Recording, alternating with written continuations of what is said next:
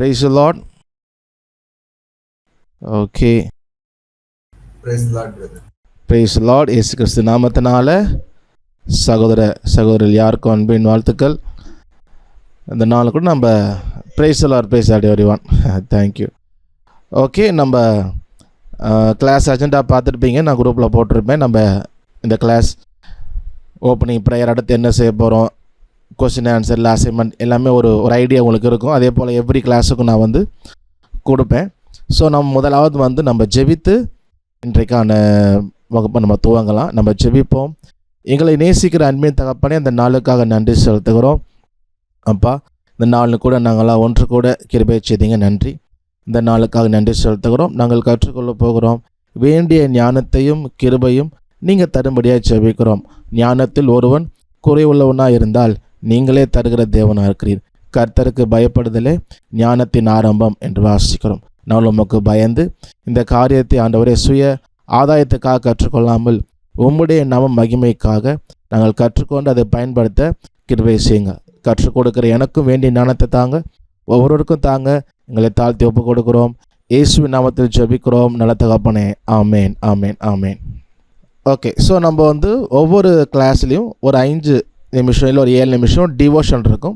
ஏதாவது ஒரு வேத பகுதி நம்ம தியானிப்போம்.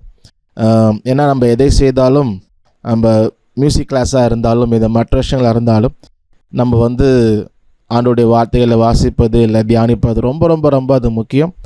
அது சொல்லிவிட்டு கடந்து போவதில்ல. வேதத்தில் வாசிக்கிறோம், இரவும் பகலும் அப்படி வேதத்தில் பிரியமாக இருந்து வாசித்து தியானமாக இருக்கிற மனுஷன் பாக்கியவான். ஆகிய இந்த வேலையும் கூட ஒரு 5 நிமிடம் நம்ம கர்த்தருடைய வார்த்தையை தியானிப்போம். நம்ம இதில் சிஸ்டர் ஷீலா இருக்கிறாங்க. அவங்க நம்மோட கூட கர்த்தருடைய வார்த்தையை பகிர்ந்து கொள்வாங்க. நாமளும் கேட்போம். கர்த்தருடைய நாமம் மகிமைப்படுவதாக. இந்த நாளிலும் நீங்கள் மியூசிக் இசை கற்றுக்கொள்ள கூடி வந்திருக்கிறீர்கள். இந்த இசையை ஏன் கற்றுக்கொள்கிறீர்கள்? நீங்கள் பதில் சொல்லலாம், இல்லைன்னா சேட் பண்ணலாம், மெசேஜாக நீங்கள் போடலாம். இசையை ஏன் கற்றுக்கொள்கிறீர்கள்? ஆண்டவரை மகிமைப்படுத்த. ஓகே, ஆண்டவரை மகிமைப்படுத்த. Glory of God. Okay, glory to God. Praise the Lord. ஆண்டவரை ஆராதிக்க. Glory his name. பதில் சொன்னவங்க நீங்கள் உங்களோட இதை மியூட்டில் போட்டுடலாம். ஓகே, வேறு ஏதாவது? இதுதானா? ஆண்டவரை ஆராதிக்க, அவரை துதிக்க, அவரை மகிமைப்படுத்த. ஓகே, இன்னொருத்தர் யாரோ சொல்ல வந்தீங்க, என்ன சொல்கிறீங்க? ஓகே, கனப்படுத்த சொன்னீங்களா? ஓகே, அவரை கனப்படுத்த. தாளந்தை அவருடைய நாமத்தை துதிக்க பயன்படுத்துகிறோம். ஓகே, துதிக்க, நேர்த்தியாய் வாசிக்க. அப்புறம் கர்த்தருக்கு புதுப்பாட்டை பாடுங்கள் அப்படின்னு ஒருத்தவங்க போட்டிருந்தாங்க. ஓகே ஓகே அப்போ நம்ம எதுக்காக இதை கற்றுக்கொள்ளுகிறோம் அப்படின்னா, தாவீதை போல துதித்து பாட. Okay, thank you for your answers. Okay, anyway நம்ம என்ன பண்ண போகிறோம்? தேவனை ஆராதிக்கும் பொழுது, துதிக்கும் பொழுது பயன்படுத்த போகிறோம். அதே நேரத்தில் நம்ம நேர்த்தியாக வாசிக்க வேண்டும். நம்ம எதை செஞ்சாலும் நல்லா பர்ஃபெக்டாக செய்யணுன்றதுக்காக இதை நம்ம கற்றுக்கொள்ளுகிறோம். ஓகே, நல்லது. அப்போது இதில் முக்கியமாக நமக்கு உள்ள நேர்த்தியாக வாசித்தாலும் சரி, அதே நேரத்தில் மற்ற நம்ம சொன்ன எல்லா காரியங்களாக இருந்தாலும் சரி, அப்போ எல்லாமே யாரோடு தான் தொடர்புடையதாக இருக்கிறது? ஆராதனையோடும் தேவனோடும் தொடர்புள்ளதாகத்தான் நமக்கு இருக்கிறது. அது மற்றவர்களுக்கு எப்படின்றது வேற. நம்ம எல்லாருக்கும் இது தேவனோடு தொடர்புள்ளதாக இருக்கிறது. அதிலும் விசேஷமாக நாம் சொல்லும் பொழுது, நம்ம பாடுகிற பொழுது, தேவனை ஆராதிக்கும் பொழுது இந்த இசையை பயன்படுத்த போகிறோம். ஓகே, ஆகையினால் நம்ம இதோடு தொடர்புடைய சம்பந்தப்பட்டதான ஒரு சில காரியங்களை தான் தொடர்ந்து நம்ம தியானிக்க போகிறோம். அதில் இன்றைக்கு நம்ம யோசிக்க வேண்டிய சிந்திக்க வேண்டிய காரியம் என்ன அப்படின்னு சொன்னால், ஆராதனை என்பது என்ன? ஏன்னா இதில் தான் நம்ம முக்கியமாக இந்த இசையை பயன்படுத்த போகிறோம். அப்போது இது என்ன அப்படின்னு தெரிஞ்சாதான் இதற்கு இந்த இசையை நீங்கள் எப்படி பயன்படுத்த போகிறீர்கள் அப்படின்றத இன்னும் சிறப்பாக யோசிக்க முடியும், சிந்திக்க முடியும், பயன்படுத்தவும் முடியும். ஓகே, அப்போ ஆராதனை என்றால் என்ன? நீங்கள் ஆன்சர் பண்ணலாம். ஆராதனை என்றால் என்ன? நம்ம எல்லாரும் ஆராதனைக்கு போகிறவர்கள். ஆராதனையை குறித்து அதிகமாக கேட்டிருப்போம். ஒருவேளை நமக்கு சான்ஸு கிடச்சிருந்தா அதை பற்றி நிறையா பேசியும் கூட இருப்போம். அப்போ நீங்கள் ஆராதனை என்றால் என்ன அப்படின்னா என்ன சொல்லுகிறீங்க? பலி செலுத்துவது. ஓகே, தேவனோடு நம்மை தொடர்பு படுத்துகிற காரியம். ஓகே, பாடல் மற்றும் ஜெபத்தின் மூலம் ஆண்டவரிடம் பேசுவது. Relationship with God, worship the God. Okay, அந்த நீங்கள் யார் ஒர்ஷிப்னு போட்டிருக்கீங்களா இல்லை ஒர்க்ஷிப்னு போட்டிருக்கீங்களா? ஓகே, அப்போ நம்ம எல்லாரும் தேவனோடு நம்மை தொடர்பு படுத்துகிற ஒரு காரியமாக செய்கிறோம்.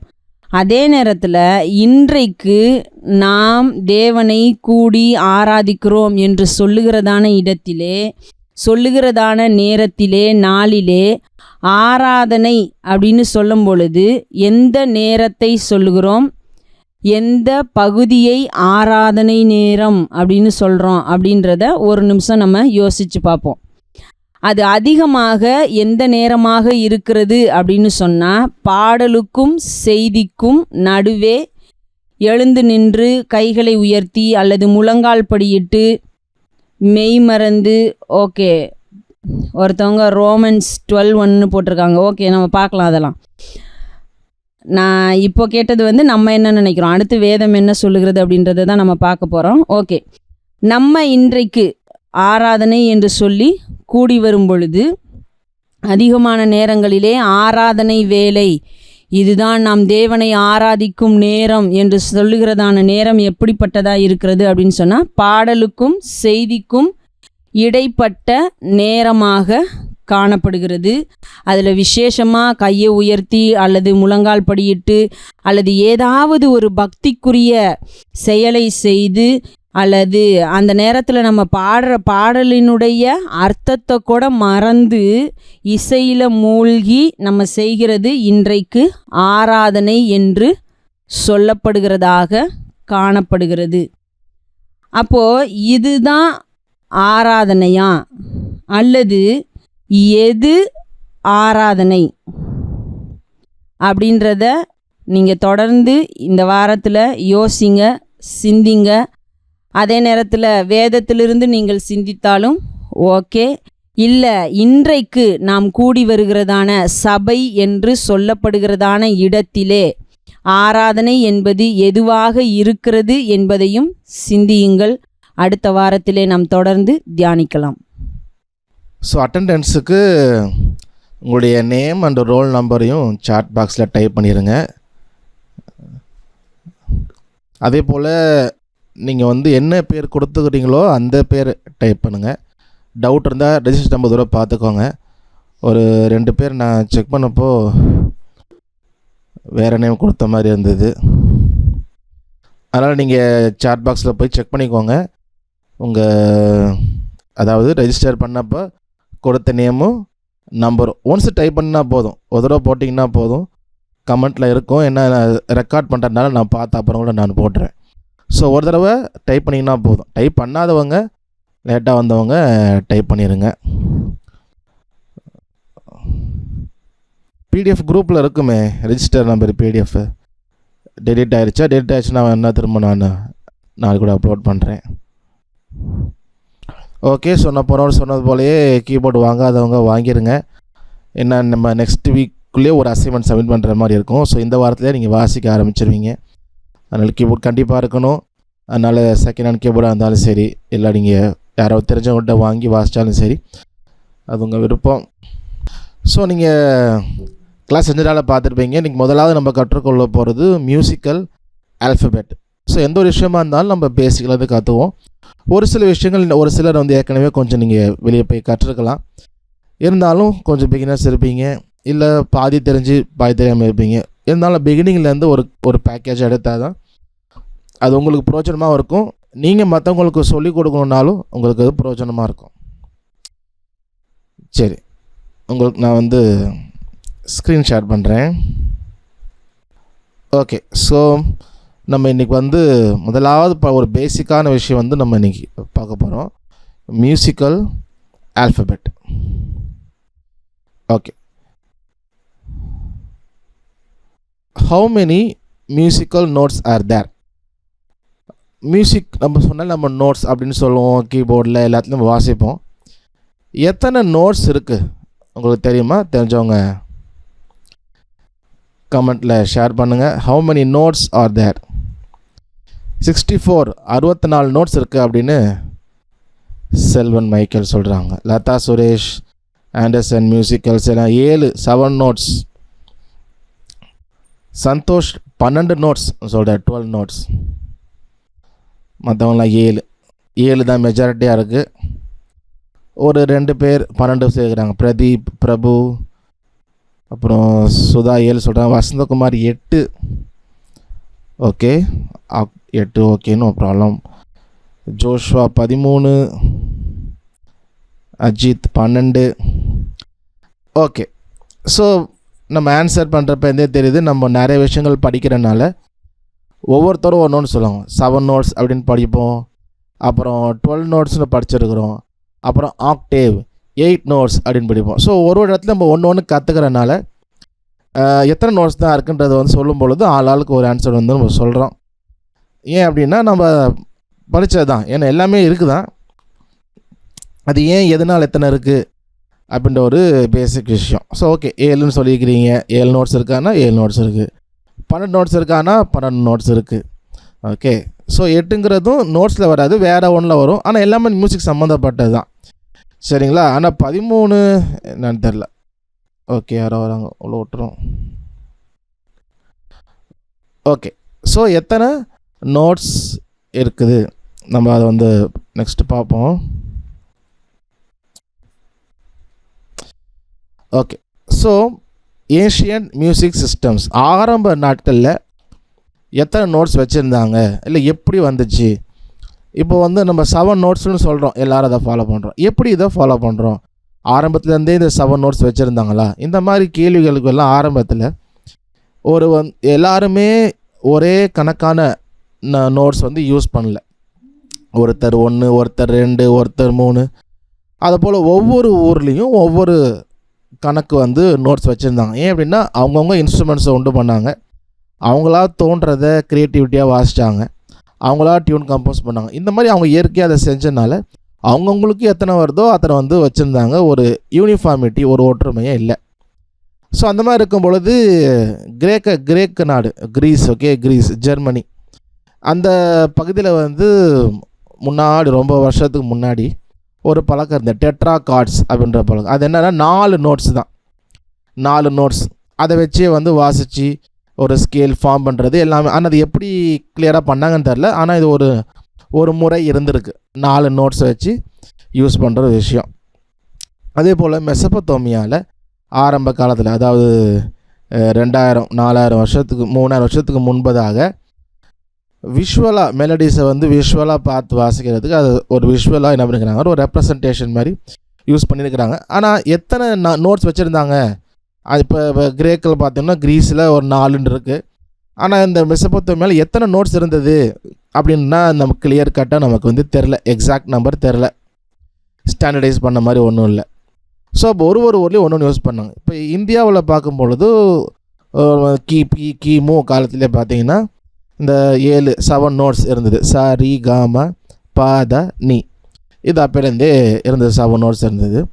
அதே போல் 11ஆம் நூற்றாண்டில் பார்த்திங்கன்னா அந்த இதே 7 நோட்ஸ் போலே அவங்களும் அதே நோட்ஸை டியூன் பண்ணி டோ, ரி, மீ, ஃபா, சோல், லா, தி, இந்த சரிகம் பதனி, அதே தான் அந்த 7 நோட்ஸ்.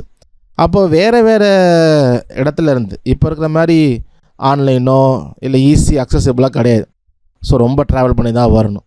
ஆனால் அந்த காலத்திலே பார்த்தோம் அப்படின்னா அங்கே ஒருத்தர் 7 நோட்ஸ் இது பண்ணுறாரு, இங்கே இந்தியாவில் ஒரு 7 நோட்ஸ் வந்து பண்ணியிருக்கிறாங்க. இது ரெண்டையும் பார்க்கும்பொழுது ஒருத்தர் என்ன பண்ணுறான்னா, எவ்வளோ ஆச்சரியமாக இருக்குது, 2 டிஃப்ரெண்ட் கல்ச்சரில் ஒரே மாதிரி சிமிலர் நோட்ஸ் என்ன பண்ணியிருக்கிறாங்கன்னா அரேஞ்ச் பண்ணியிருக்காங்க. ஸோ அப்படி ஒரு அமேசிங்காக கூட இருக்கலாம். அப்படி இல்லாட்டினா யாராவது ஒருத்தர் பயணம் செஞ்சவங்க, ஒன்று அங்கேருந்து இங்கே வந்தவங்களோ இல்லை இங்கேருந்து அங்கே போனவங்களோ எப்படியோ அதை ஷேர் பண்ணி அது வந்து 2 பேருமே அதை யூஸ் பண்ணியிருக்கலாம். ஸோ அப்படியும் வாய்ப்பு இருக்குது. சரி, ஆனால் அந்த மாதிரி 2 நோட்ஸு 3 நோட்ஸு 4 நோட்ஸு இந்த மாதிரி ஒரு குழப்பம் இருந்துக்கிட்டே இருந்தது. குழப்பம் இல்லை, அவங்கவுங்களுக்கு டியூன் பண்ணி யூஸ் பண்ணிக்கிட்டாங்க. ஏன்னா இப்போ மியூசிக் அப்படின்றதே இயற்கை ஆண்டவர் கொடுத்த ஒரு கிஃப்ட்டு தான். அதனால் அவங்கவுங்க என்ன டியூன் பண்ணுறாங்களோ என்ன இது பண்ணுறாங்களோ 4 நோட்ஸ் 5 நோட்ஸ் அந்த மாதிரி யூஸ் பண்ணிக்கிட்டே இருந்தாங்க. அப்புறம் கடைசியாக என்னாச்சுன்னா இந்த 7 நோட்ஸ் அப்படிங்கிற இந்த விஷயம் வந்து நல்லாயிருக்கு. இந்த 7 நோட்ஸில் அப்படியே ராகத்தை இந்த 7 நோட்ஸில் டியூன் பண்ணுறது, ராகம் போட்டு பாட்டு கம்போஸ் பண்ணுறது, அதை மற்றவங்களுக்கு வாட்சி காமிக்கிறது. ஸோ இந்த மாதிரி கொஞ்சம் பிரபலமாச்சு. அப்போ எல்லோரும் ஊர் விட்டு ஊர் போகும்பொழுது இந்த ஆளுக்கு ஒரு நோட்ஸ் வாசிட்டு இருந்தப்போ இந்த 7 நோட்ஸ் நல்லாயிருக்கே, ஒரு ஸ்டாண்டர்டைஸாக இல்லாமல் நம்ம போயிட்டுருக்குறோம், அப்போ இது நல்லா இருக்குன்னு சொல்லிட்டு எல்லோரும் இதை ஃபாலோ பண்ணாங்க. இந்த 7 நோட்ஸை எல்லாருமே என்ன பண்ணாங்கன்னா ஃபாலோ பண்ணாங்க.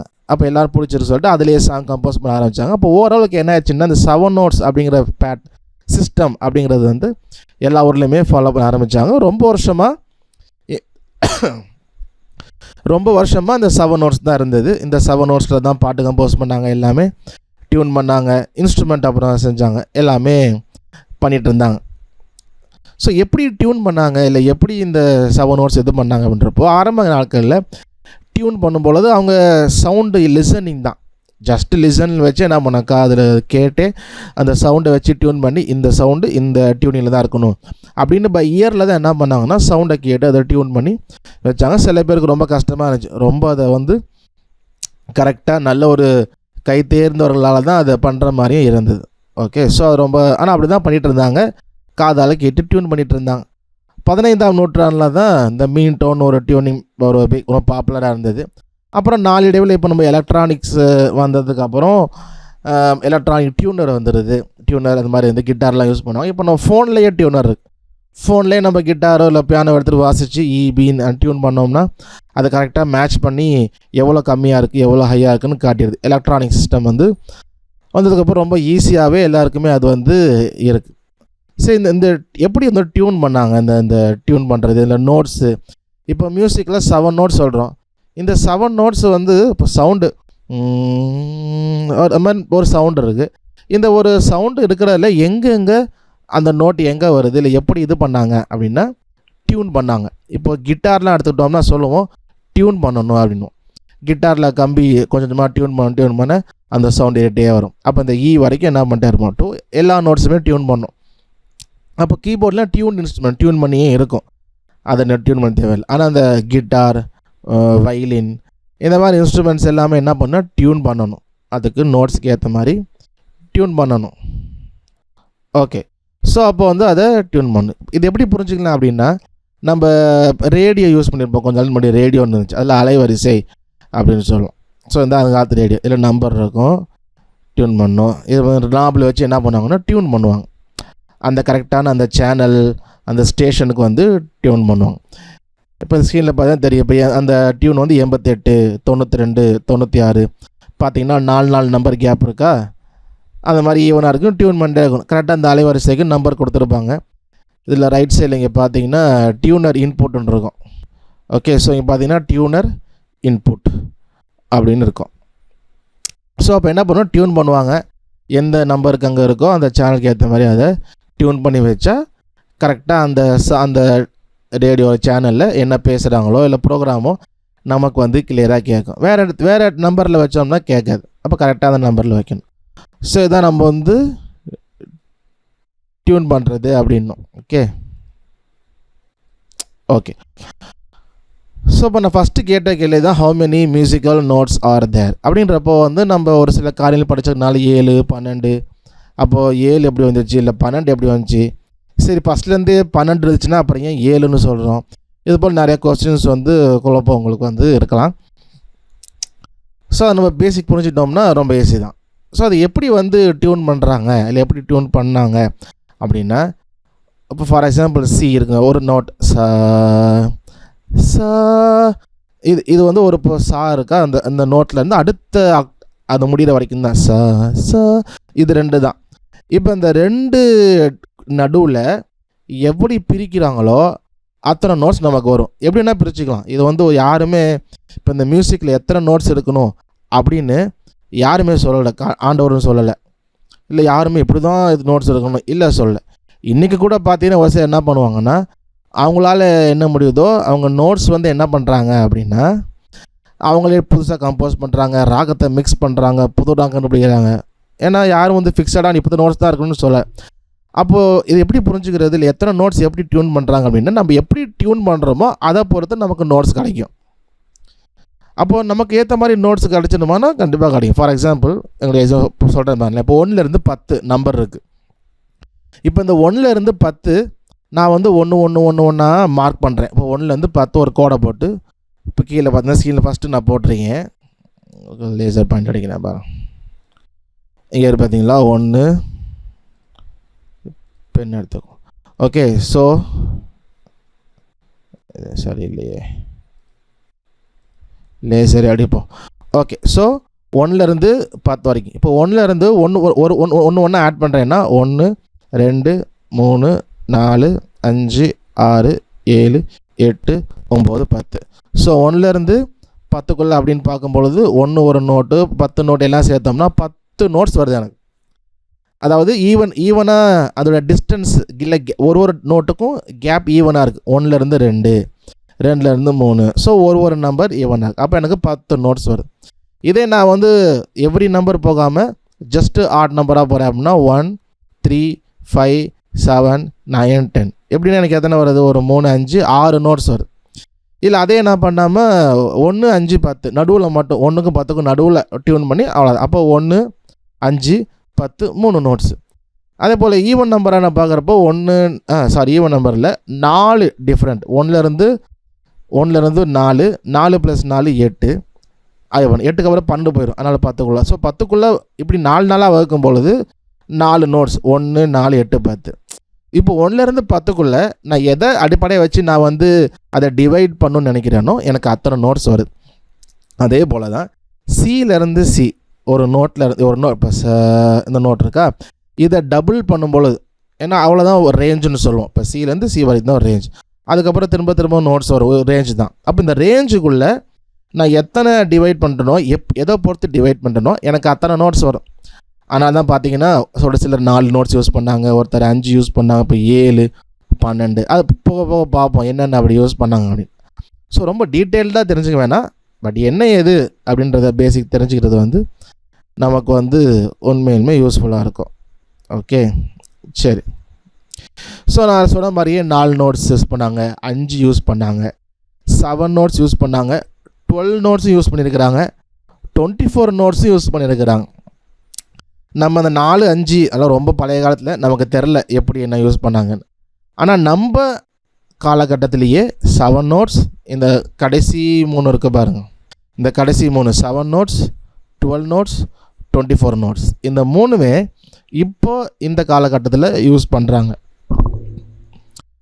சரி, அப்போ வந்து எப்படிங்க 7 நோட்ஸ்னு சொல்கிறீங்க, அப்புறம் 12ன்னு சொல்கிறீங்க, 24ன்னு சொல்கிறீங்க, எப்படி அப்படின்னா நான் சொன்னது தான், எப்படி டிவைட் பண்ணுறாங்களோ அதை பொறுத்து நமக்கு நோட்ஸ் கிடைக்கும். இப்போ 7 நோட்ஸ் இருக்கா, 12 நோட்ஸ் இருக்குது. இப்போ 12 நோட்ஸ் இருக்கப்போ 1லேருந்து 12 போட்டுட்டு 1க்கும் 2க்கும் நடுவில் 1.5, 2க்கும் 3க்கும் நடுவில் 2.5, அதெல்லாம் டியூன் பண்ணி எடுத்தால் என்ன 12 நோட்ஸு, 12க்கு அப்படியே டபுள் ஆயிரும் 24 நோட்ஸ். இப்போ 24 டிவைட் பண்ணி எடுத்தோம்னா அவருக்கு என்ன வரும், 48 நோட்ஸ் கூட வரும். ஆனால் அதெல்லாம் டியூன் பண்ணி பாடுறது கஷ்டம். ஏன்னா போக போக சின்ன சின்ன வித்தியாசங்கிறப்போ வந்து அது ரொம்ப டியூன் பண்ணி பாடுறது வந்து கஷ்டம். சரி, ஓகே. அப்போது 7 நோட்ஸு இப்போ இந்த காலகட்டத்தில் இருக்குது, 12 நோட்ஸும் நமக்கு இருக்குது, 24 நோட்ஸும் இருக்குது. நம்ம எதை யூஸ் பண்ணுறோம், எதை அதிகமாக யூஸ் பண்ணுறல அப்படின்றத நம்ம வந்து போக போக நம்ம வந்து பார்ப்போம். சரியா? ஸோ முதலாவது நான் சொன்ன போல் ரொம்ப வருஷ காலமாக 7 நோட்ஸ் தான் யூஸ் பண்ணிக்கிட்டே இருந்தாங்க. ஓகே, ஏன்னா அந்த 7 நோட்ஸ் அடிப்படையை வச்சு தான் அதுக்கு பேர் வச்சாங்க. அப்புறம் அந்த பேர் வச்சு அது ஸ்கேல் நிறைய விஷயம் அதுக்கு ஏற்ற மாதிரி தான் க்ரியேட் பண்ணாங்க. இந்த 12 நோட்ஸ் வந்து லேட்டராக தான் வந்துச்சு. நம்ம நெக்ஸ்ட் கிளாஸில் அதை பற்றி பார்ப்போம். அப்போ பேசிக்காக நமக்கு வந்து ஆரம்பத்துலேருந்தே இருந்தது என்னென்னா இந்த 7 நோட்ஸ் தான் எல்லாருக்கும் ஸ்டாண்டர்டைஸ் ஆச்சு. அதுக்கு முன்னாடி வரைக்கும் 4 நோட்ஸ், ஒரு ஊர்லேயும் ஒரு நோட்ஸ் யூஸ் பண்ணாங்க. எண்ணிக்கை ஒரு ஊரில் 4, ஒரு ஊரில் 5 அந்த மாதிரி யூஸ் பண்ணிகிட்டு இருந்தாங்க. ஒரு ஸ்டாண்டர்டாக யூனிஃபார்மாக காமனாக ஒன்றுமே இல்லை. அப்போ இந்த 7 நோட்ஸ் ஒருத்தர் டியூன் பண்ணார், அப்போ நல்லா இருக்குதே அப்படின்னு சொல்லிட்டு எல்லாருமே அதை ஃபாலோ பண்ணாங்க. இந்த 7 நோட்ஸ் டியூன் பண்ணியிருக்கிறாங்க, இதில் ராகம் போட்டால் நல்லா இருக்குது அப்படின்னு ஒருத்தராக ஃபஸ்ட்டு வெஸ்டர்னில் ஃபுல்லாகவே அது வந்து இதானுச்சு. அப்புறம் இப்போ பார்த்தோம்னா எல்லாருமே இந்த 7 நோட்ஸ் வந்து நம்ம ஓரளவுக்கு இன்டர்நேஷ்னல் லெவலில் ஸ்டாண்டர்டைஸாக எல்லாமே வந்து யூஸ் பண்ணுறோம். 7 நோட்ஸ் தான். அப்போது மியூசிக்கல் எத்தனை நோட்ஸ் ரொம்ப வருஷம் யூஸ் பண்ணாங்கன்னா 7 நோட்ஸ். இந்த 7 நோட்ஸ் எப்படின்னா டியூன் பண்ணாங்க, அங்கங்கே டியூன் பண்ணி 7 நோட்ஸ் டியூன் பண்ணால் அதையே எல்லோரும் ஃபாலோ பண்ணி பண்ணுறோம். அப்போ 7 நோட்ஸ். இப்போ இந்த 7 நோட்ஸ் இருக்கிறப்போ அடுத்து நம்ம என்ன அப்படின்னா இதில் இப்போ ஏற்கனவே சொன்னது மியூசிக்கல் ஆல்ஃபபெட். ஸோ ஆல்ஃபபெட்னா முதல்ல என்ன? ஆல்ஃபபெட்னா எழுத்துக்கள், வேறு ஒன்றும் இல்லை. ஆல்ஃபபெட் இப்போ தமிழ் ஆல்ஃபபெட்னா காஞா சாஞா ஆனா ஊனா, இது தமிழ் ஆல்ஃபபெட் அப்படின்னும். இங்கிலீஷ் ஆல்ஃபபெட் அப்படின்னா ABCDEFGHIJK அதுக்கு பார்த்து போயிட்டே இருக்கும். இது ஆல்ஃபபெட் எழுத்துக்கள். இசை எழுத்துக்கள் அப்படின்னா என்ன? ஸோ அந்த எழுத்துக்களை வந்து நம்ம அந்த 7 நோட்ஸ் இருக்கு இல்லையா, அந்த 7 நோட்ஸுக்கு நம்ம எப்படி சொல்கிறது இப்போ அப்படின்ட்டு அந்த ஒரு நோட்டுக்கும் இந்த எழுத்துக்களை என்ன பண்ணாங்கன்னா பயன்படுத்தினாங்க. ஏன் அது முக்கியம், இல்லை எப்படி பயன்படுத்தினாங்க? ஸோ இசை எழுத்துக்கள் அப்படின்னு சொல்லும்பொழுது இந்த 7 நோட்ஸ், இப்போ 7 நோட்ஸ் சொன்னோன்னா 1 2 3 5 அதை டியூன் பண்ணிட்டோம். 7 நோட்ஸை டியூன் பண்ணியாச்சு. அது எப்படி கூப்பிட்றது?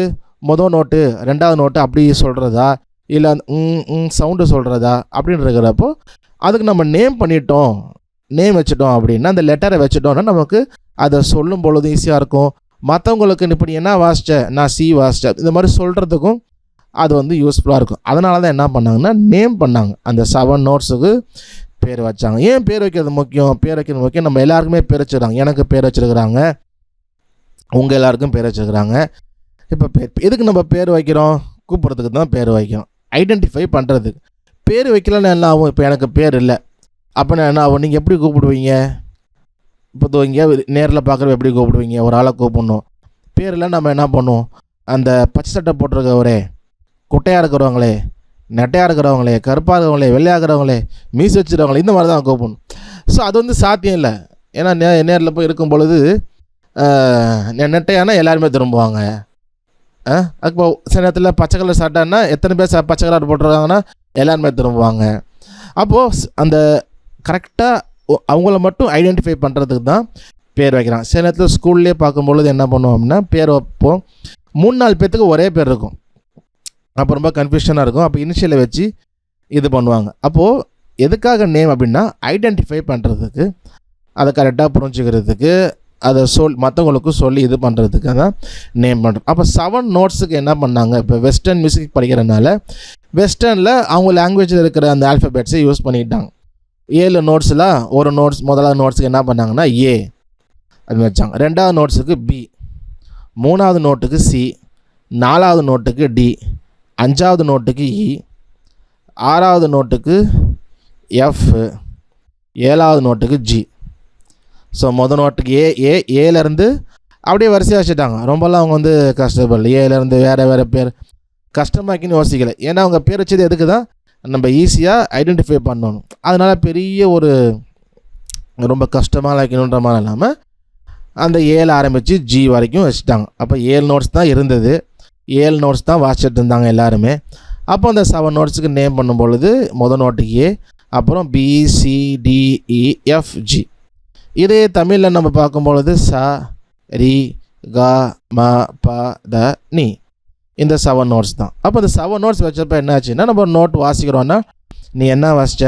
நான் வந்து சி நோட்டு வாசித்தேன், இப்போ டி நோட்டு வாசித்தேன். அப்போ அந்த நேம் வைக்கும் பொழுது அதை எல்லோரும் படிச்சுக்கிட்டோம் அப்படின்னா, அந்த பேர் தெரிஞ்சுக்கிட்டோம் அப்படின்னா நம்ம மியூசிக் வந்து ஷேர் பண்ணுறது வந்து ஈஸி. ஸோ அதனால தான் நேமிங் வந்து ரொம்ப முக்கியமாக வந்து இருக்குது. அப்போது 7 நோட்ஸ் தான் இருந்தது. 7 நோட்ஸுக்கு நேம் வச்சாங்க. எப்படி பேர் வச்சாங்க? அவங்க யூஸ் பண்ணுற லெட்டர்ஸ் ஆல்ஃபபெட்ஸே வச்சுட்டாங்க. அப்போது அதை மியூசிக்கல் அது யூஸ் பண்ணும் பொழுது ஆல்ஃபபெட்ஸ் மியூசிக்கல் ஆல்ஃபபெட்டாக அதை நம்ம வந்து சொல்கிறோம். ஏன்னா ஒரு இசைக்கும் ஒரு எழுத்து, அப்போ இசை எழுத்துக்கள் அப்படின்னு சொல்ல தமிழில் நம்ம சொல்லலாம். ஓகே, அதான் 7 நோட்ஸ்.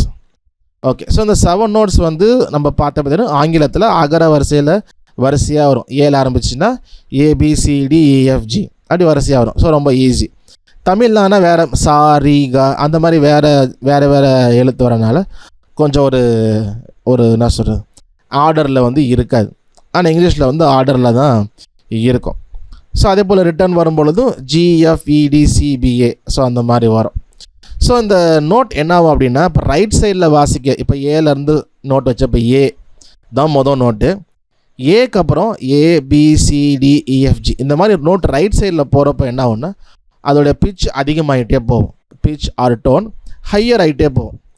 அதே போல் ஜியிலேருந்து வரும்பொழுது GF ஓகே. ஸோ GFEDCBA இந்த மாதிரி வரும்பொழுது அதாவது லெஃப்ட் சைடில் வரும்பொழுது டவுன் ஆகிட்டே நோட் வந்து லோவர் ஆகிட்டே பிச்சு கம்மியாகிட்டே வரும். சரியா? ஓகே. ஸோ நம்ம வந்து ஒரு வீடியோவில் பார்ப்போம். நான் ப்ளே பண்ணுறேன், ஜஸ்ட் நீங்கள் கவனிங்க.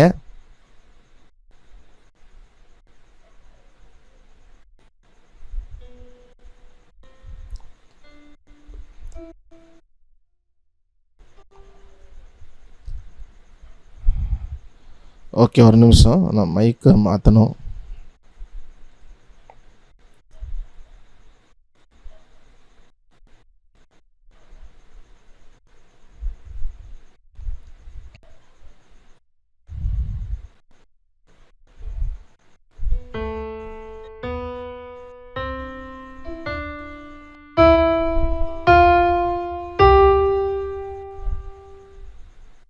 ஸோ சவுண்ட் கேட்டிருப்பீங்க. ஸோ அப்போ ஒரு நோட்டும் அங்கே போகும் பொழுது அது வந்து ஹையர் ஆகிட்டே போகும். சரியா?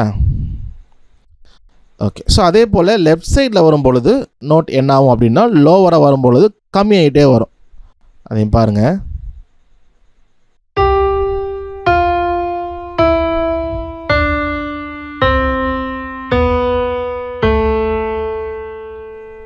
ஓகே. ஸோ அப்போது ரைட் சைடில் நோட்டு ABCD அப்படின்னு அந்த லெட்டர் இன்க்ரீஸ் ஆகிட்டே போக நோட்டு ஹையர் ஆகிட்டே போகும். லெஃப்ட் சைடில் அதே வரும் பொழுது அது நோட்டு அப்படியே லோவர் ஆகிட்டே வரும்.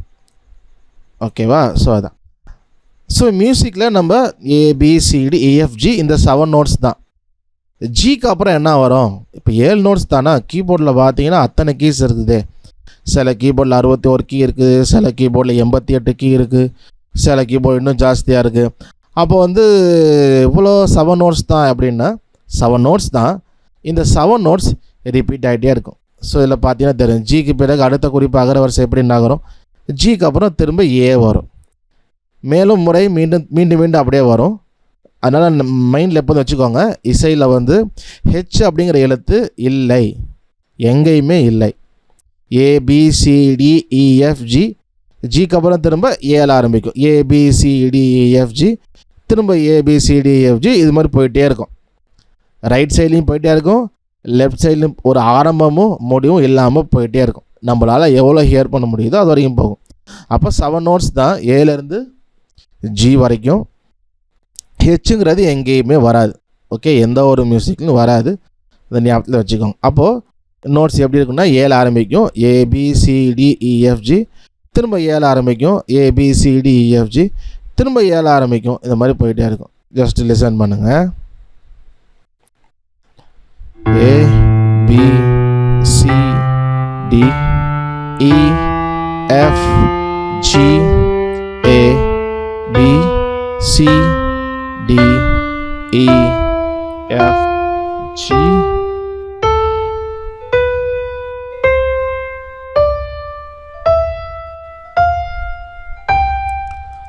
ஓகே. ஸோ இந்த மாதிரி நோட்ஸ் என்ன ஆகுனா அப்படியே அடுத்தடுத்து ரிப்பீட் ஆகிட்டே இருக்கும். ஆனால் 7 நோட்ஸ் தான், அதுக்கு மேலே கிடையாது. இந்த 7 நோட்ஸ் அப்படியே ரிப்பீட் ஆகிட்டே இருக்கும். உடனே விஷயம் என்ன ஆகுனா லோவர்லேருந்து ஹையர் ஆகலாம்.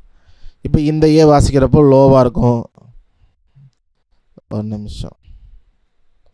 ஸோ இந்த முதல்ல ஏ பார்த்தீங்களா, இந்த மொதல் ஏ வந்து கொஞ்சம் லோவாக இருக்கும். அப்புறம் போக ஹையர் ஆகிட்டே போ. இந்த ஏ கொஞ்சம் ஹையராக இருக்கும், இந்த ஏ கொஞ்சம் இன்னும் ஹையராக இருக்கும். அப்படி போகப்போ இந்த லோ ஹையருங்கிறது மாறுமே ஒழிய நோட்ஸ் வந்து என்ன தான் அதே தான். சரிங்களா? ஓகே. இப்போ நெக்ஸ்ட்டு வந்து ஓகே. ஸோ இப்போ என்னென்னா நம்ம இது வரைக்கும் பார்த்தோம் 7 நோட்ஸ் பார்த்தோம். ஏலேருந்து ஜி வரைக்கும் A1 அப்படின்னு பார்த்து ABCDEFG 7 நோட்ஸ் பார்த்தோம். ஆனால் நம்ம வந்து கீபோர்டில் சியில் தான் ஆரம்பிப்போம். ஸோ ஆரம்ப நோட்டாக ஏவுக்கு பதிலாக சி தான் கீபோர்டில் வந்து ஆரம்ப நோட். என்னாச்சு, ஏதோ சவுண்டு வந்துச்சு. ஓகே, ஸோ கீபோர்டில் ஆரம்ப நோட் என்ன அப்படின்னா சி தான். அப்போ ஒரு கேள்வி வரும், அப்போ மொதல் நோட்டு ஏ அப்படின்னா ஏன் நம்ம சீல் ஆரம்பிக்கிறோம், கீபோர்டில் ஏன் சீல் ஆரம்பிக்குது, ஒரு பெரிய ஒரு கொஸ்டின் எல்லாத்துக்குமே இருக்கும். இதற்கான விடையை வந்து நம்ம 3வது கிளாஸில் பார்ப்போம். இது மொதல் கிளாஸு, அடுத்த வாரம் 2வது கிளாஸ், அதுக்கு அடுத்த வாரம் 3வது கிளாஸ் ஸ்கேல் எடுப்பேன். சரிங்களா? அப்போ நானே மறக்காமல் சொல்கிறேன், அப்படியே நானும் மறந்துட்டாலும் இந்த கேள்வியை ஞாபகம் வச்சுக்கோங்க. 3வது கிளாஸில் நீங்கள் வந்து கேளுங்க. நம்ம என்ன அப்போ சொன்னதும் ரொம்ப ஈஸியாக புரியும், இப்போ சொன்னால் புரியாது. ஓகேங்களா? ஸோ அப்போ ஏன் வந்து நம்ம சீல் ஆரம்பிக்கின்றதுக்கு ஆன்சரை பின்னாடி பார்ப்போம். ஆனால் நம்ம கீபோர்டில் வந்து சியிலேருந்து ஆரம்பிப்போம், ஏலேருந்து ஆரம்பிக்காமல் சியிலேருந்து தான் ஆரம்பிப்போம் நோட்ஸ். அப்போ சியிலேருந்து ஆரம்பிக்கிறப்ப என்ன ஆகுனா சியிலேருந்து பி. அப்போது C1 D2 E3 F4. Okay, C1 D E3 F4 G5. ஜிக்கு அப்புறம் ஹெச் வராது, எங்கேயுமே வராது. ஸோ ஜிக்கு அப்புறம் என்ன வரும், திரும்ப ஏ வரும். அப்போ ஏ பி. அப்போ CDEFGAB 7 நோட்ஸ். ஓகேவா? ஸோ அந்த 7 நோட்ஸ் ரைட்டில் போகும் பொழுது நோட்டு ஹையர் ஆகிட்டே போகும், ஏற்கனவே சொன்னது தான். ஸோ இதுலேயும் பார்த்தீங்கன்னா சியிலேருந்து வாசிக்கும் பொழுது நோட்டு ஹையர் ஆகிட்டே போகும், கவனிச்சிங்கன்னா தெரியும். G A B. So note higher ஆகிட்டே போகும். அதே போல் லெஃப்டில் வரும்பொழுது பியிலேருந்து அப்படியே வாசிக்கிட்டே வரும் பொழுது நோட் வந்து அப்படியே கம்மியாகிட்டே வரும். அதையும் கூட பார்த்துடலாம்.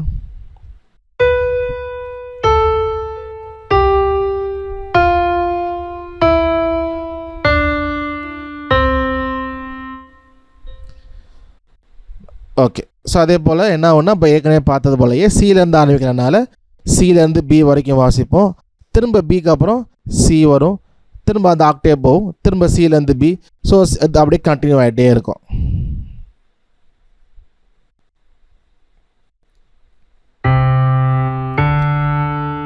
முதல்ல சி வரப்போ லோ சியாக இருக்கும், பி சி கொஞ்சம் ஹையராக இருக்கும் இந்த சி.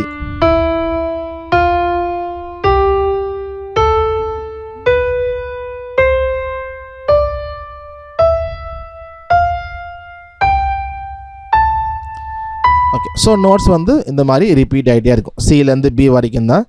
திரும்ப அடுத்த ஆக்டேவ் போக திரும்ப அதே நோட்ஸ் தான் ரிப்பீட் ஆகிட்டே இருக்கும். எத்தனை ஆக்டேவ் போனாலும் சரி இந்த 7 நோட்ஸ் தான் திரும்ப வந்துகிட்டே இருக்கும். நான் சொன்ன மாதிரி அந்த ரேஞ்ச் இந்த ரேஞ்சுக்குள்ளே வந்து அவங்க 7ஆக தான் பிரித்தாங்க. 7 நல்லா இருந்தது, எல்லாம் பாட்டு கம்போஸ் பாடினாங்க, ஒன்றும் பிரச்சனை இல்லை. அதனால் 7க்கு நேம் பண்ணாங்க, எல்லாம் பேர் வச்சாங்க, எல்லாம் நல்லா போயிட்டே இருக்குது. அப்படி தான் வாசிச்சனால இந்த 7 நோட்ஸ் தான் ரிப்பீட் ஆகிட்டே இருக்கும், லோ ஹையர் தான் மாறும். ஓகே, ஸோ ஆனால் நம்ம ஃபஸ்ட்டு என்ன பார்த்தோம், ஏ ஸ்டார்டிங் நோட்டாக பார்த்தோம். அடுத்து வந்து ஓகே, ஸோ ஏ ஸ்டார்டிங் நோட்டாக பார்த்தோம். அடுத்து பார்த்தோம் சி ஸ்டார்டிங் நோட்டாக பார்த்தோம். அப்போ எது தான் ஸ்டார்டிங் நோட்டு? மியூசிக்கில் பொறுத்த வரைக்கும், மியூசிக்காக இருந்தாலும் சரி, பியானோவாக இருந்தாலும் சரி, பொதுவாக இசையில் வந்து ஸ்டார்டிங் நோட், தொடக்க குறிப்புன்னு ஒன்றும் கிடையாது. நம்ம எங்கே ஆரம்பிக்கிறோமோ ஆரம்பிச்சிக்கலாம். நம்ம சியில் ஆரம்பிச்சிக்கலாம், டியில் ஆரம்பிச்சிக்கலாம். ஏன்னா ஒரு சவுண்டு, அந்த சவுண்டில் நம்ம என்ன பண்ணுறோம், டியூன் பண்ணி அதுக்கு நேம் வைக்கிறோம். அப்படி நேம் வைக்கும் பொழுது அது ஹையர் லோவராக போயிட்டே இருக்குது. அப்படிங்கிறப்ப வந்து நம்ம என்ன பண்ண முடியும், இதுதான் ஆரம்ப நோட்டுன்னு ஒன்று கிடையாது. ஸோ அதனால் ஞாபகம் வச்சுக்கோங்க, நமக்கு மியூசிக்கில் ஒரு ஸ்டார்டிங் நோட் அப்படின்னு ஒன்று கிடையாது. ஆனால் நம்மளாம் என்ன பண்ணுறோன்னா ஸ்டார்டிங் நோட் அப்படின்னு ஒரு ஸ்கேல்ஸ் இல்லை வாசிக்கும் பொழுது வச்சுக்கிறோம். ஏன் அப்படி வைக்கிறோம் அப்படின்னா, அப்படி வைத்து கொள்ளும் பொழுது நமக்கு படிக்கிறதுக்கு, மனப்பாடம் பண்ணுறதுக்கு, ஞாபகம் வச்சுக்கிறதுக்கு அது ரொம்ப சுலபமாக இருக்குது, ஈஸியாக இருக்குது. அதனால் என்ன பண்ணுறோன்னா ஒரு குறிப்பை ஸ்டார்டிங் நோட்டாக நம்ம வச்சுக்கிறோம், தொடக்க புள்ளியாக நம்ம வச்சுக்கிறோம், நமக்கு வசதியாக இருக்குன்றதுக்காக. அதனால் என்ன பண்ணக்கூடாதுன்னா மியூசிக்கில் சி தான் மொதல் நோட்டு, இல்லை ஏ தான் மொதல் நோட்டுன்னு சண்டை போடக்கூடாது. நிறைய பேர் நீங்கள் என்ன பண்ணுறாங்க, சண்டை போட்டுருக்குறாங்க, இல்லை குழம்பிக்கிட்டு இருக்கிறாங்க. ஸோ ஸ்டார்டிங் நோட்டுன்னு ஒன்று கிடையாது. நம்ம எங்கே ஆரம்பிக்கிறோமோ அது சொல்லாமல் ஆரம்பிச்சுக்கிறோம், அவ்வளோதான். ஓகே. ஸோ அது ஏன் முதல் நோட்டு ஒன்று கிடையாதுன்னு நான் சொல்கிறேன் அப்படின்னா, இசை இந்த சவுண்ட் இருக்குல்ல, இந்த சவுண்டு வந்து நமக்கு வந்து இவ்வளோ தான் கேட்க முடியும்னு இருக்குது. இப்போ கொஞ்சம் வயசானவங்களுக்கு ரொம்ப லோ சவுண்டெல்லாம் ஹை சவுண்டு கேட்காது, ஃப்ரீக்வன்சின்னு சொல்லுவோம். ஆனால் சின்ன பிள்ளைங்களுக்கு ஓரளவு கேட்கும். ஆனால் சில நேரத்தில் மனுஷங்களுக்கு சின்ன பிள்ளைங்களால கூட கேட்க முடியாத சில ஃப்ரீக்வன்சிஸை சில மிருகங்கள் கேட்கும், அந்த ஹையராக போகும்பொழுதும் லோவராக போகும்பொழுதும். இப்போ இது வந்து போயிட்டே இருக்கனால நமக்கு கேட்குற வரைக்கும் நம்ம குறிச்சிக்கிறோமே ஒழிய அது ஆரம்ப முடிவும் நம்ம வந்து இது பண்ண முடியல. அது ஒரு சர்க்கிள் மாதிரி இருக்கிறனால, இன்ஃபினிட்டியாக இருக்கிறனால நம்ம வந்து இதுதான் ஆரம்ப புள்ளின்னு சொல்ல முடியாது. நம்ம டியூன் பண்ணி பேர் வச்சுக்கலாமே ஒழிய இதுதான் ஆரம்ப நோட்டு, ஜி தான் ஆரம்ப நோட்டு நம்ம என்ன பண்ண முடியாது, சொல்ல முடியாது. அப்படியானாலும் மியூசிக்கில் கிடையாது. ஸோ இப்போ கீபோர்டில் வந்து சி நோட்டை வந்து எப்படி கண்டுபிடிக்கிறது அப்படின்னு நம்ம வந்து பார்க்க போகிறோம். ஏன்னா நம்ம கீபோர்டில் ஏற்கனவே சொன்னோம், நம்ம கீபோர்டில் நம்ம சியிலேருந்து ஆரம்பிப்போம். நோட்ஸ் வந்து 7 நோட்ஸ். சியிலேருந்து ஆரம்பித்தா CDEFGAB 7 நோட்ஸ். எப்படி நம்ம வந்து கண்டுபிடிப்போம்னா, இப்போ இங்கே இந்த கீபோர்டில் பார்த்தீங்கன்னா ஒரு பிளாக் கீ இருக்கா, கருப்பு கீ இருக்குது. நெக்ஸ்ட்டு ஒரு பிளாக் கீ இருக்குது. இங்கே ஒரு கேப் இருக்குது, இங்கே பிளாக் கீ இல்லை. ஸோ பார்த்தீங்கன்னா இந்த கோடு ஃபுல்லாக வருது, அப்போ இங்கே கேப் இருக்குது. அப்புறம் ஒரு பிளாக் கீ வருது, இன்னொரு பிளாக் கீ வருது, இன்னொரு பிளாக் கீ வருது, அப்புறம் பார்த்தீங்கன்னா ஒரு கேப் வருது. திரும்ப அதே போல் 1 2 கேப், 1 2 3 கேப். இந்த மாதிரி 2 3 2 3 இந்த மாதிரி தான் கீபோர்டு ஃபுல்லாகவே இருக்கும். உங்கள்ட்ட கீபோர்டு கையில் இருந்ததுன்னா எடுத்து நீங்கள் பாருங்கள், இந்த மாதிரி தான் இருக்கும், 2 3 2 3. அப்போ சி எப்படி கண்டுபிடிக்கிறதுனா, இந்த 2 கருப்பு கீ இருக்குல்ல, அதாவது ஜோடி 3 ஒரு ஜோடியாக இருக்கும், 2 ஒரு ஜோடியாக இருக்கும். இந்த 2 கருப்பு கீக்கு முன்னாடி இங்கே இருக்கிறது தான் சி. ஓகே. அப்போ அதே போல் இங்கே வந்து 2 பிளாக் கீஸ் இருக்கா, 2 ஜோடி, இதுக்கு முன்னாடி இருக்கிறது சி. அதே போல் இங்கே 2 பிளாக் கீ இருக்கா, இதுக்கு முன்னாடி இருக்கிறது சி. இதில் இருக்க பிக்சரில் 3 சி இருக்குது. அதாவது இங்கே ஒரு சி இருக்குது, இந்த 2 கருப்பு கீக்கு முன்னாடி இருக்கிறது ஒரு சி, அப்புறம் இந்த 2 கருப்பு கீக்கு முன்னாடி இருக்கிறது இன்னொரு சி, 2வது சி, அப்புறம் இந்த 2 கருப்பு கீக்கு முன்னாடி இருக்கிறது சி. அப்போ 3 சி இதாக இருக்குது. அப்போ மிடில் சி இல்லை சி எப்படி கண்டுபிடிக்கணும் அப்படின்னா, இந்த 2 கருப்பு கீக்கு முன்னாடி வரதான் சி. ஓகே. ஸோ அதை வந்து ஞாபகம் வந்து வச்சுக்கோங்க. ஓகே. ஸோ அடுத்து என்ன பார்க்க போகிறோம்னா ஆக்டேவ். இப்போ சில பேர் நான் முதல்ல கேட்டேன் எத்தனை நோட்ஸ் இருக்குது அப்படின்னு, சில பேர் 8ன்னு சொன்னாங்க. 7 ஓகே, 8 எப்படி இருக்கும் அப்படின்னு சில பேர் கூட யோசிச்சிருக்கலாம். 8 என்ன அதுவும் இருக்குது மியூசிக்கில். என்ன அப்படின்னா 8 நோட்ஸ். நான் முதல்ல சொன்னது மறந்துடக்கூடாது, மியூசிக்கில் 7 நோட்ஸ் தான். 7 நோட்ஸுக்கு மேலே கிடையாது. இந்த ABCDFG ஆர் நம்ம சொல்கிற மாதிரி CDFGAB அவ்வளோதான், வேறு நோட்ஸு கிடையாது 7. அப்போ 8 நோட்ஸ் சொல்கிறப்ப எப்படி, 8வது நோட்டு என்ன நோட்டு, என்ன நோட்னா நம்ம சாதாரண ப்ராக்டிஸ் பண்ணும் பொழுது ச ரி க ம ப த நீ இப்படி ப்ராக்டிஸ் பண்ணிச்சுக்கோங்களே, நீங்களே நிப்பாட்டுறப்போ ஒரு ஃபினிஷிங்கே இல்லாத மாதிரி இருக்கும். அதே போல் சொல்கிறேன் பாரு, ச ரி க ம ப த நீ ச நீ த ப மகரிச. அப்போ சாலேருந்து சா சொல்லும்போது ஒரு ஃபினிஷிங் வருது, C to C ஒரு ஃபினிஷிங் இருக்கனால இதை வந்து வாசிக்கும் பொழுதும் யூஸ் பண்ணாங்க, ப்ராக்டிஸ் பண்ணும் பொழுது, இல்லை நோட்ஸ் வாசிக்கிறப்போ, பாட்டு கம்போஸ் பண்ணும்போது, ஸ்கேல் நிறைய விஷயங்களை பண்ணும் பொழுது இது நல்லா இருக்குது. இது ஏன்னா ஸ்டார்டிங் ஒரு முடிவு வர மாதிரி இருக்குது. அப்படி இல்லாமல் சொன்னோம்னா எப்படி இருக்குது, ஒரு முடிவு இல்லாத மாதிரி இருக்கும். சரி கம பதனி ஒரு ஃபினிஷிங் இல்லாத மாதிரியா இருக்குல்ல. அப்போ என்ன பண்ணாங்கன்னா அந்த சாங்கிறது வந்து புதுசு நோட் இல்லை, 7 நோட் தான். இந்த கீழே இருக்க பேஸ் நோட்டு ரிப்பீட் ஆகுது, அவ்வளோதான். ஓகே. இந்த மொதல் நோட்டு சி இருக்கா, இது வந்து ரிப்பீட் ஆகுது. அடுத்த ஹை நோட்டா சா சா. ஸோ இந்த சியை வந்து ஃபார் எக்ஸாம்பிள் அளக்குறோம்ல ஃப்ரீக்வன்சி, அதை டபுள் ஆக்குனா இந்த சி வந்துடும். ஃபார் எக்ஸாம்பிள் கீழே போட்டுருன்னு பாருங்க. ஆக்டேவ்னா என்ன அப்படின்னா, ஆக்டானா என்ன அப்படின்னா 8ன்னு அர்த்தம். ஆக்டானா இந்த ஆக்டா டெசிமல், 8 8 பெருக்கிக்கிட்டே போகிறது ஆக்டா டெசிமல். சில பேர் மேக்ஸில் பார்த்துருப்பீங்க ஹெக்ஸா டெசிமல்னும். ஹெக்ஸா டெசிமல்னால் 16 16 பெருக்கிக்கிட்டே போகிறது. ஸோ இந்த பக்கம் ஒரு படம் போட்டு பார்த்தீங்க, பார்த்து தெரியும். இது வந்து ஆக்டோபஸ்.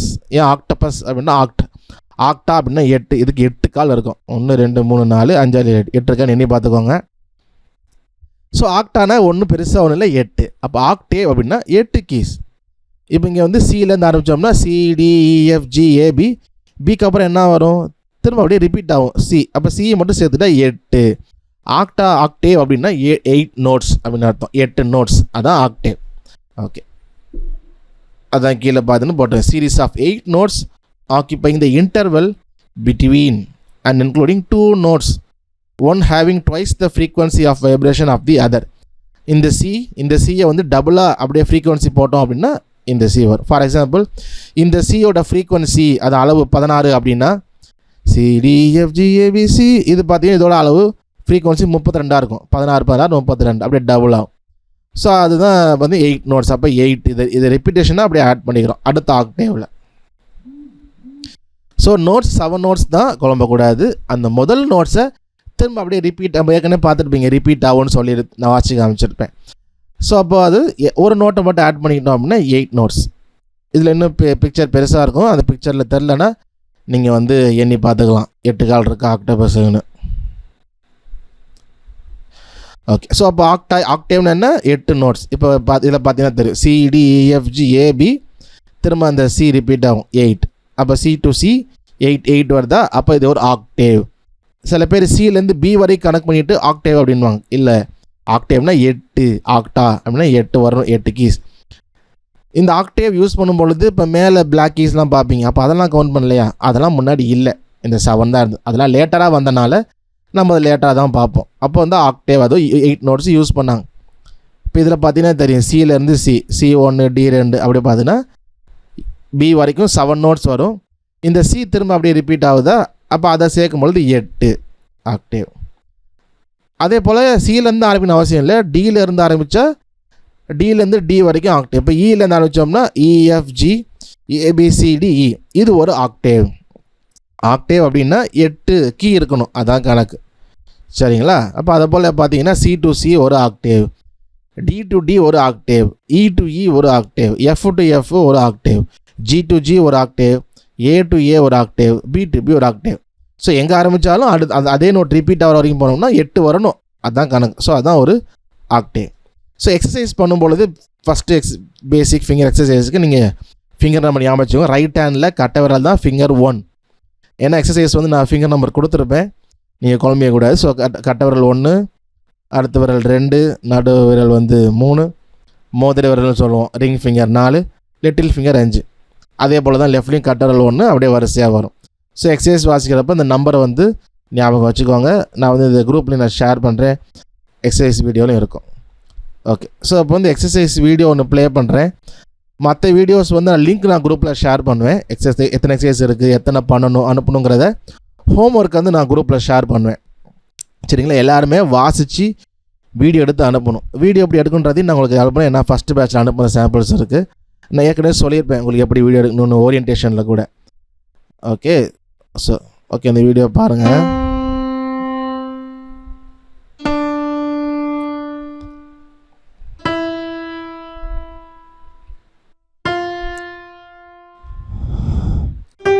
ஸோ ஏதாவது ஒரு சீல் ஆரம்பித்து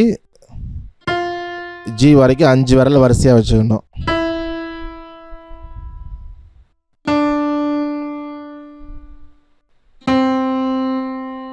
இது வந்து எவ்வளோ ஸ்லோவாக வாசிக்க முடியுமோ கொஞ்சம் ஸ்லோவாக வாசிச்சுட்டு அப்புறம் கொஞ்சம் ஸ்பீடாக வாசிக்க ட்ரை பண்ணணும். மேலே பார்த்தீங்கன்னா நோட்ஸ் இருக்கா, சி இருங்க வரேன். So CDEFGFEDC. ஸோ 1 தான் கட்டை விரல், 1 2 3 4 5 4 3 2 1. ஸோ அந்த மாதிரி வந்து வாசிக்கணும். இன்னும் எக்ஸசைஸ் கொஞ்சம் இருக்குது, நிறையா இருக்குது. நான் அதை லிங்க்கு ஷேர் பண்ணுவேன். சரியா? அதை பார்த்துட்டு நீங்கள் வாசித்து வீடியோ எடுத்து குரூப்பில் ஷேர் பண்ணும். அது அப்படின்றத நான் அப்புறம் சொல்கிறேன்.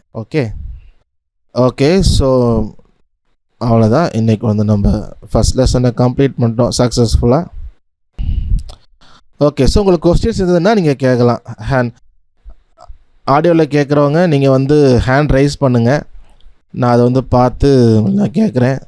ஃபஸ்ட்டு நான் லோவர் பண்ணிடுறேன் எல்லாத்தையும். ஓகே, ஸோ இப்போ உங்களுக்கு கொஸ்டின் தான் நீங்கள் ஹேண்ட் ரைஸ் பண்ணுங்கள், ஒருத்தர் நீங்கள் கேட்கலாம். கேளுங்க. Latha Suresh, left hand pattern. Okay, நான் வந்து குரூப்பில் வீடியோ அனுப்புகிறேன், அந்த வீடியோ பாருங்கள். அதாவது ஹேண்ட் வாசிச்சது இருக்கும். அப்படி புரியலன்னா நான் வாசிச்சு கூட உங்களுக்கு குரூப்பில் நான் போடுறேன். 2 3 ஓகே. 4 ஃபிங்கர்ஸ் வேண்டாம், 5 ஃபிங்கர்ஸ் ப்ராக்டிஸ் பண்ணுங்கள். நமக்கு வந்து அதுதான் யூஸ்ஃபுல்லாக இருக்கும். ஃப்யூச்சரில் இன்ட்ரூட் வாசிக்கிறோம், அதுபோல் வாசிக்கிறப்போ நம்ம இந்த சுண்டி விரல் யூஸ் பண்ணோம்னா நமக்கு இன்னும் எக்ஸ்ட்ரா அட்வான்டேஜ் தான். அதனால தான் சுண்டி விரலும் யூஸ் பண்ணுறோம். ஓகேவா? ஸோ உங்கள் நேம் என்ன இல்லாதா சுரேஷ்? உங்கள் அம்மா பேர் அது, உங்கள் பேர் என்ன? நான் அந்த நேமே கூப்பிட்றேனே. Emmanuel Moses. Emmanuel Moses. Okay, நான் யூடியூப்ங்கிறேன் குரூப்பில் ஷேர் பண்ணுறேன், வாசிக்கிற வீடியோ ஷேர் பண்ணுறேன், ரைட் ஹேண்ட் லெஃப்ட் ஹேண்ட். அப்போ நான் எக்ஸசைஸ் வீடியோ இன்னும் தெளிவாகவே இருக்கும். சரிங்களா? அந்த வீடியோ முடிவில் ஹேண்டில் வாசிச்சது இருக்கும். அப்படின்னு டவுட்னா சொல்லுங்கள், நான் கிளியர் பண்ணுறேன். ஃபிங்கர் நம்பர் என்னன்னு ஒரு கூட வாட்ச் கூட நான் அனுப்புகிறேன். கேளுங்க, ஜோசப் தானே அடுத்து. அசைன்மெண்ட்ஸ் வந்து நான் இப்போ டைப் பண்ணி அனுப்புகிறேன். என்ன ஒரு 10 எக்ஸசைஸ் இருக்கும். அது வந்து கீபோர்டிங் ப்ராக்டிஸ் பண்ணிவிட்டு நல்லா தப்பு இல்லாமல் வாட்ச் பழகிட்டு ஃபோனில் வந்து வீடியோ எடுத்து ஒன்று நீங்கள் சைடில் அப்படி வச்சோ, இல்லை யாராவது இருந்தாங்கன்னா அதை பிடிக்க சொல்லியோ, ட்ரைபாட் இருந்ததுன்னா அதில் கூட நீங்கள் வச்சுட்டு என்ன பண்ணலாம் அப்படின்னா வீடியோ ரெக்கார்ட் பண்ணலாம். எனக்கு வந்து கீபோர்டு உங்கள் ஹேண்டு சவுண்டு கிளியராக இருந்தால் மட்டும் போதும், நிறையாலாம் கவர் பண்ண வேண்டாம். அந்த மாதிரி கவர் பண்ணாலே போதும். உங்களுக்கு சாம்பிள் வீடியோ நான் அனுப்புகிறேன் குரூப்பில் உங்களுக்கு. Okay bro. வேறு யாருக்காவது கொஸ்டின்ஸ் இருக்கா? லோவர் பண்ணுங்க. ஒரு வீக் எத்தனை அசைன்மெண்ட்ஸ்னு கேட்குறீங்களா? அசைன்மெண்ட் ஒரு லெசனுக்கு மாறும். இப்போ இந்த கிளாஸுக்கு எத்தனை ஒரு 8 எக்ஸசைஸ் இருக்கும். சிம்பிளாக தான் இருக்கும், ரொம்ப நேரம் வாசிக்கமாலாம் இருக்காது. இப்போ வாசிங்களா, இது ஒரு எக்ஸசைஸ், இதே போல் எக்ஸசைஸ் 2, 3, 4 அது மாதிரி ஒரு 8 இல்லை 10 இருக்கும். 10 வாசிக்கிற மாதிரி எக்ஸசைஸ் வந்து இப்போ இன்றைக்கி வந்து வியாழக்கிழமை இல்லை, I can play with 5 to 3 புரியலையா? 5 to 3னா 5 ஃபிங்கர்ஸ் யூஸ் பண்ணணும். 5 ஃபிங்கர்ஸ் அப்படியே வச்சு ஓகே. ஸோ அது மாதிரி வாசிக்க வேண்டியது தான். ஸோ டவுட் வந்து நான் சொல்லிடுறேன். ஸோ சியில் வந்து கட்டவரல், ஓகே, CDEFG அது மாதிரி வாசிட்டு போயிட்டு அப்படியே ரிட்டர்ன் தான் வரணும். ஓகே, சப்போஸ் பிகினராக நீங்கள் இருக்கிறீங்க, இப்போ தான் கீபோர்டு வாசிக்கிறீங்க அப்படின்னா ஃபிங்கர் கொஞ்சம் செட் ஆகணும், அது கொஞ்சம் எக்ஸசைஸ் பண்ணணும். ஏதாவது டேபிளில் நீங்கள் வந்து கையை வந்து இப்படி வச்சுக்கணும். டேபிள் இப்போ நான் ஏரில் வைக்கிறேன் உங்களுக்கு தெரியுன்றதுக்காக. நீங்கள் ஏதாவது டேபிள் அப்படி ரெஸ்ட் பண்ணுற மாதிரி வச்சுட்டு, ஓகே, இப்படி ரெஸ்ட் பண்ணுற மாதிரி வச்சுட்டு ஃபிங்கர் வந்து ஓகே. ஸோ கட்டவரல் இருக்கிற ஒரு ஃபிங்கர் கட்டவரல் மட்டும் இப்படி தூக்கணும். அப்புறம் அந்த முதல் விரல், அப்புறம் 2வது விரல், அப்புறம் 3வது விரல், அப்புறம் 5வது விரல். இந்த மாதிரி ஒரு விரலாக நீங்கள் வந்து தூக்கணும். முதல்ல தூக்குறப்போ ஒன்று வராது, 2 ஆகும். ஸோ எந்த அளவுக்கு நம்ம இது பண்ணுறோமோ அது மாதிரி ஒன்று தூக்குறப்போ கொஞ்சம் ஃப்ளெக்சிபிள் ஆகும். இது வந்து கொஞ்சம் வார்ம் அப் எக்ஸசைஸ் சொல்லும். அதே போல் வாசிக்கும் பொழுதும் ஃபிங்கர் வந்து இப்படி இருக்கணும். ஓகே, அதாவது இங்கே பார்க்குறப்ப நம்ம இப்படி இருக்கணும், இந்த மாதிரி போயிடக்கூடாது. சில பேர் இருக்கப்போ இந்த மாதிரி போயிடும். ஓகே, ஸோ இப்படி போயிடுவாங்க, இப்படி அந்த மாதிரி இல்லாமல் ஃப்ளாட்டாக எந்த அளவுக்கு மட்டும் இப்படி இருக்கணும். அதே போல் கையும் வந்து ஃபிசிஷன் வந்து ஒரு கிரிக்கெட் பால் உள்ளே இருக்கிற மாதிரி இருக்கணும். அதுக்கு என்ன பண்ணால் இந்த கையை அப்படி லெஃப்ட் ஹேண்டை வச்சுட்டு இப்படி ரைட் ஹேண்டை அப்படி மேலே வச்சுட்டு ஓகே அப்படி எடுத்தோம்னா அப்படி இருக்கும். ஸோ அதான் வந்து ஒரு ப்ராப்பராக பிளேயிங் பொசிஷன். அசைன்மெண்ட் இன்றைக்கி வந்து வியாழக்கிழமை, நான் நாளைக்கே உங்களுக்கு நான் போட்டுருவேன் எத்தனை அசைன்மெண்ட் சைன் பண்ணணும். அந்த யூடியூப் வீடியோ லிங்க்கும் ஷேர் பண்ணுவேன். அப்படி சப்போஸ் ஃபிங்கர் புரியல அப்படின்னா நீங்கள் குரூப்பில் மெசேஜ் பண்ணுங்கள், நான் வந்து உங்களுக்கு எக்ஸ்பிளைன் பண்ணுவேன். சரிங்களா? ஸோ ஆனால் பண்ணாமல் விட்டுறக்கூடாது. எக்ஸசைஸ் எக்ஸ்கியூஸ் கிடையாது, அசைன்மெண்ட்ஸுக்கு எல்லோரும் பண்ணணும். எத்தனை வீடியோ சென்ட் பண்ணுவேன், அது ரொம்ப ஈஸியாக தான் இருக்கும். இப்போ ஜாயின் பண்ணுறாங்க. சரி, ஓகே. ஸோ அசைன்மெண்ட்ஸ் எப்போ வந்து சைன் பண்ணால் இன்றைக்கி வியாழக்கிழமை, அடுத்த புதன்கிழமை சாயந்தரத்துக்குள்ளே நைட்டுக்குள்ளே எனக்கு வந்து அனுப்பிட்டால் போதுமானது. நீங்கள் 3-4 நாள் நல்லா வாசித்து பார்த்துட்டு வீடியோ எடுத்து எனக்கு வந்து அனுப்புங்க. சரியா? அப்போ புதன்கிழமை சாயந்தரம். ஸோ நான் டேட்டுமே நான் போடுவேன். நாளைக்கு நான் அந்த அசைன்மெண்ட்ஸ் போடும்பொழுது ஹோம்ஒர்க்னு போட்டு டேட்டுமே சப்மிஷன் டேட்டோட போடுவேன். வசந்தகுமார் என்ன கொஸ்டின் கேட்டீங்க சாட்டில்? நான் பார்க்கலையே. ஆல்ரெடி 1 to 3 1 to 7 இப்படி நான் ப்ளே பண்ணுறேன். ஓகே தான், 1 to 3 4 அது நம்ம ஸ்கேல் வாசிக்கிறப்போ வாசிப்போம், அதே ஃபிங்கர் தான் வாசிப்போம். 1 to 3 1 to 3 4 5 தானே வரும், 6 7 8 வருதா? சரி, ஓகே, ஒன்றும் பிரச்சனை இல்லை. இந்த ஃபிங்கர் நம்பருங்கிறது வந்து எதுக்கு அப்படின்னா நம்ம ஃபிங்கர் வந்து கொஞ்சம் ஃப்ளெக்சிபிள் ஆகிறதுக்கு தான். ஓகேவா? அது 4 5 8 எப்படின்னா யூஸ் பண்ணலாம். இப்போ சில பேர் 4 மட்டும் யூஸ் பண்ணுவாங்க, சுண்டி வரல யூஸ் பண்ணியிருக்க மாட்டாங்க. அது ஒன்றும் பெரிய பாவம் இல்லை. ஆனால் என்னென்னா சுண்டி வரல் நம்ம வாசிக்காமல் விட்டோன்னு வச்சுக்கோங்களேன், அப்புறம் ஃப்யூச்சரில் நம்ம சுண்டரில் யூஸ் பண்ணவே மாட்டோம். அப்போ டிஃப்ரெண்ட்டான நோட்ஸ் பீஸ்லாம் வாசிக்கும் பொழுது இது நமக்கு யூஸே ஆகாது.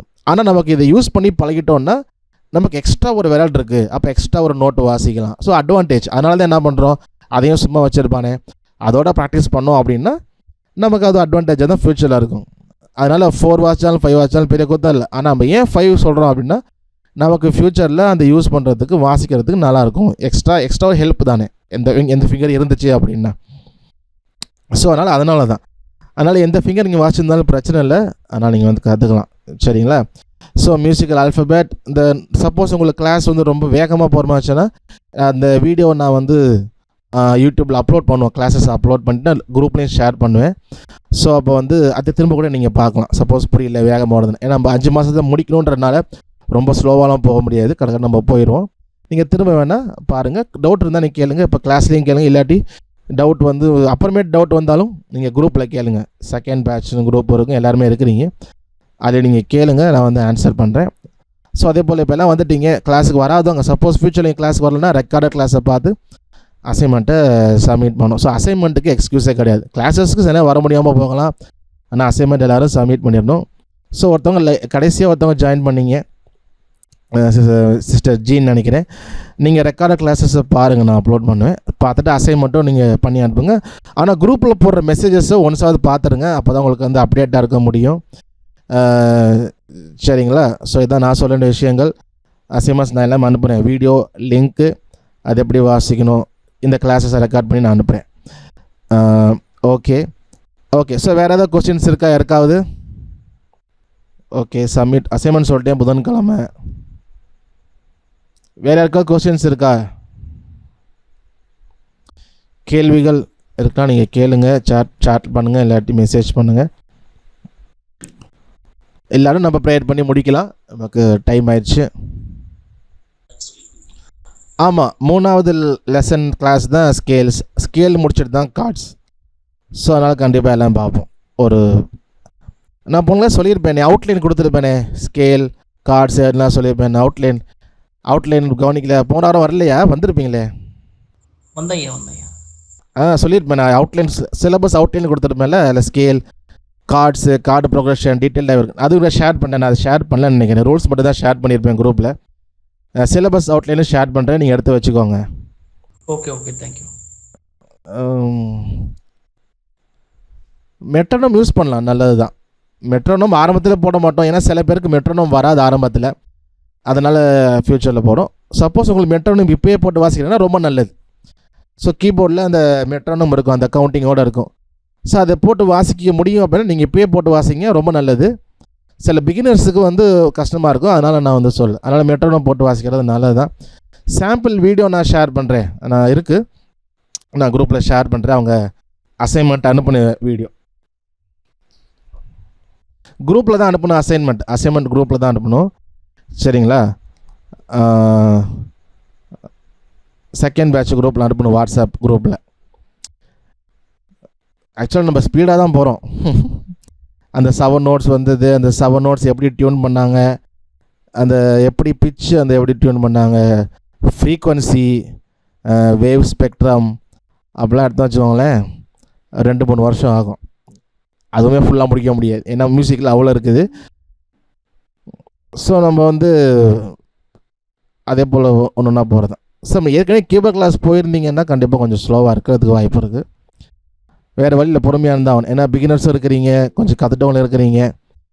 ஸோ ஆனால் நான் வந்து ஏற்கனவே கற்றுட்டவங்க இருக்கிறனால வேகமாக ஓடவும் முடியாது. பிகினர்ஸ் இருக்கிறாங்கன்றதுக்காக வந்து ஒரே அடியாக 1 வருஷம் எடுக்க முடியாது. ஸோ ரீசனபிளாக ஒரு நார்மல் ஸ்பீடில் ஒரு கோர்ஸ் வந்து கம்ப்ளீட் பண்ணுவோம். சரிங்களா? ஓகே. சரி, உங்களுக்கு வேறு கொஸ்டின்ஸ் வந்தாலும் நீங்கள் குரூப்பில் கேளுங்க. நான் குரூப்பில் மெசேஜ் அப்டேட் பண்ணுறேன். நான் அதே போல் பிரதர் எலியா ரூபன் அவங்களும் எதாவது மிஷன் அவங்க 2 பேர் தான் அப்டேட் பண்ணுவோம். அட்டெண்டன்ஸ் எந்த விஷயமும் நான் அப்டேட் பண்ணுவேன். ஒரு தடவை தான் மெசேஜை பாருங்கள். இந்த ஒரு 5 மாதம் ஒரு 6 மாதம் கோர்ஸ் முடிகிற வரைக்கும் குரூப்பை கொஞ்சம் டெய்லி ஒரு தடவை என்ன பண்ணிடுங்க, பார்த்துருங்க. அப்புறம் மிஸ் பண்ணிட்டீங்கன்னா ரொம்ப கஷ்டமாயிடும். நாங்களும் ஒருத்தருக்காக தேடி சொல்ல முடியாது, அது நல்லாவும் இருக்காது. நீங்களும் பிஸியாக இருக்கீங்க, நாங்களும் பிஸியாக தான் இருக்கிறோம். அதே போல் we have to respect one another. Okay, நம்ம ப்ரேயர் பண்ணி நம்ம வந்து கன்க்ளூட் பண்ணலாம். நம்ம ஜெபிப்போம். எங்களை நேசிக்கிற அன்பின் தகப்பனே, அந்த நாளுக்காக நன்றி செலுத்துகிறோம். அந்த நாளில் கூட ஒரு சில காரியங்களை ஒரு பேசிக்கான சில விஷயங்களை கற்றுக்கொள்ள கிருபை செய்தீங்க. அதே போல் தகப்பனே அந்த கிளாஸில் கலந்து எல்லாரும் கருத்து ஒப்பு கொடுக்குறேன்.